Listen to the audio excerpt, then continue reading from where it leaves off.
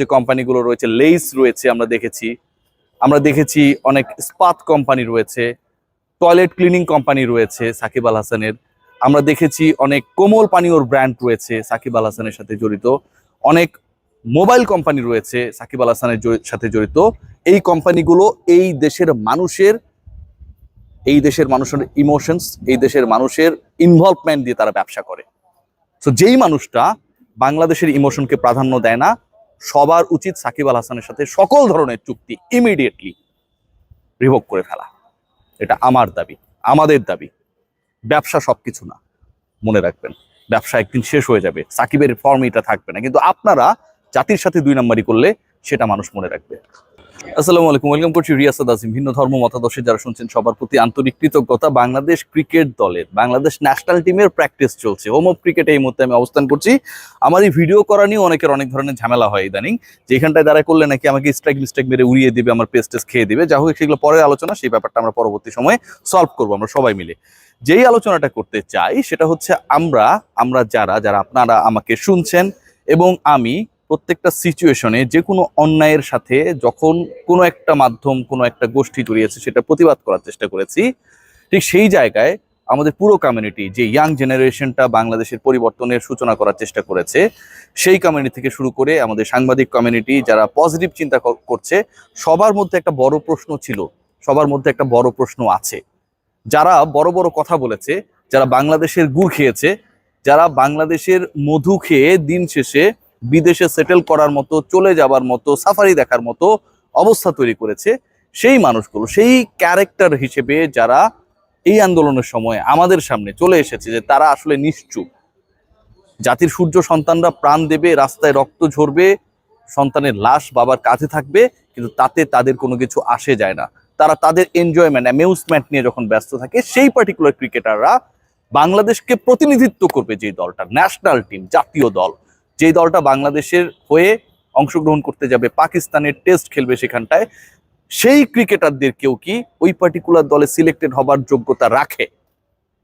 যে যত গুণী হোক, যত মানি হোক, ৭১-এ আমরা দেখেছিলাম যে, আমরা যদি খেয়াল করি যে কিছু মানুষ ছিলেন যাদেরকে আমরা রাজাকার, আলবদর এই টাইপের নাম দিয়ে আমরা অভিহিত করেছিলাম, তাদের রোলগুলোকে ডিফাইন করেছিলাম, কারণ তারা মুক্তিকামী মানুষের সাথে ছিল না।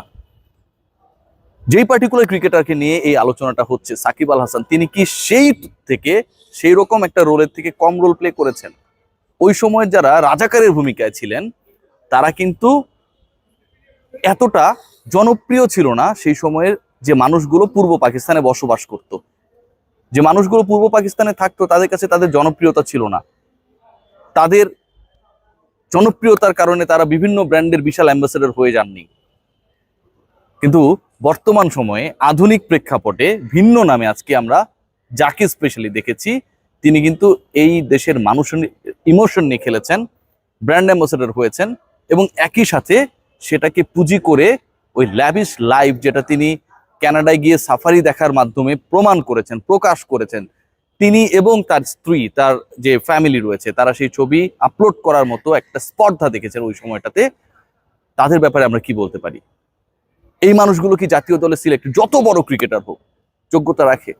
কোনো একজন রাজাকার, আলবদর অনেক মেধাবী, কিন্তু সে যখন দেশের ক্রান্তি লগ্নে বাংলাদেশের সাথে থাকে না, সেই মানুষটাকে কি পরবর্তী সময় বাংলাদেশ গড়ার যে মিশনটা তৈরি হয় সেখানটায় ইনক্লুড করা যৌক্তিক? আমার প্রিয় ভাই সাকিব আল হাসানের ক্ষেত্রে সেটা অনেক বেশি বাস্তব। কাকড়া ফার্ম তিনি দিয়েছেন এবং সেখানটায় ১ কোটি টাকার উপর শ্রমিকরা পায়।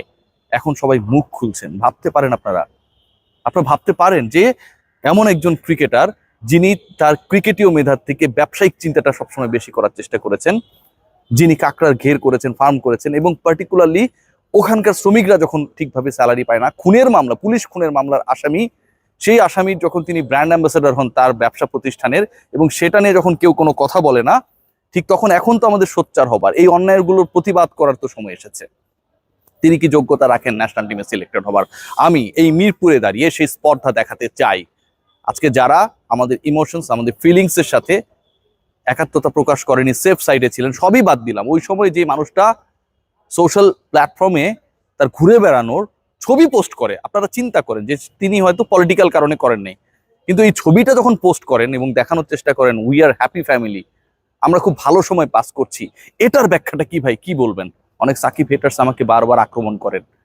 আপনি একবার চিন্তা করে দেখুন ভাই, আপনার পরিবারের কেউ না কেউ তো ক্ষতিগ্রস্ত হয়েছিল। ঠিক ওই সময়টা আপনার প্রিয় ক্রিকেটার সাফারিতে ঘুরছিলেন, জেব্রা দেখছিলেন, জিরাফ দেখছিলেন, দূর থেকে বাঘের ছবি তুলছিলেন। এটা কি কোনোভাবে সমর্থনযোগ্য? আমি মনে করি সাকিবকে কোনোভাবে সিলেক্টেড করা উচিত না। এই মুহূর্তে যে প্রসেস, তাতে সাকিব আল হাসানের লেটেস্ট আপডেট যেটা আমি আপনাদেরকে জানাতে পারি, তিনি বাংলাদেশে আসবেন বলে মনে হচ্ছে না, তিনি বাংলাদেশে আসতে চান না।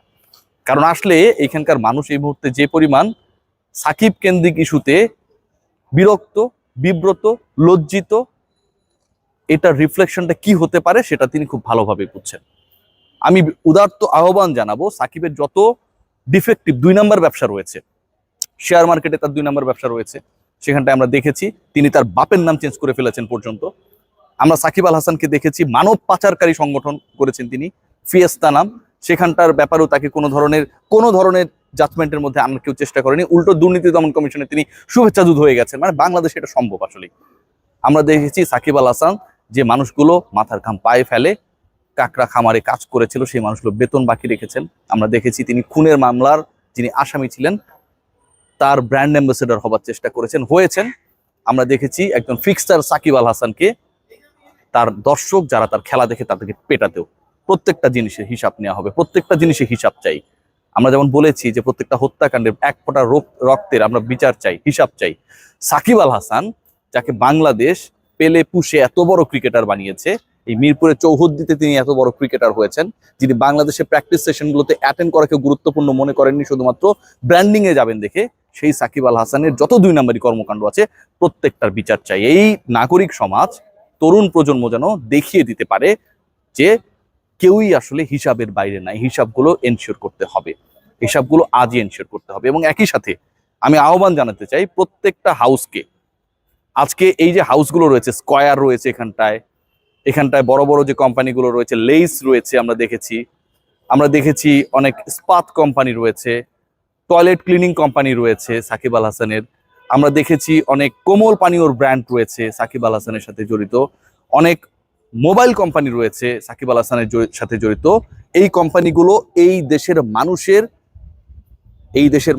ইমোশনস, এই দেশের মানুষের ইনভলভমেন্ট দিয়ে তারা ব্যবসা করে।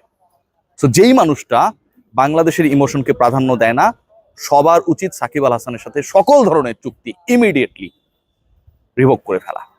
এটা আমার দাবি, আমাদের দাবি। ব্যবসা সবকিছু না, মনে রাখবেন, ব্যবসা একদিন শেষ হয়ে যাবে, সাকিবের ফর্ম এটা থাকবে না, কিন্তু আপনারা জাতির সাথে 2 নাম্বারি করলে সেটা মানুষ মনে রাখবে। সবাই ভালো।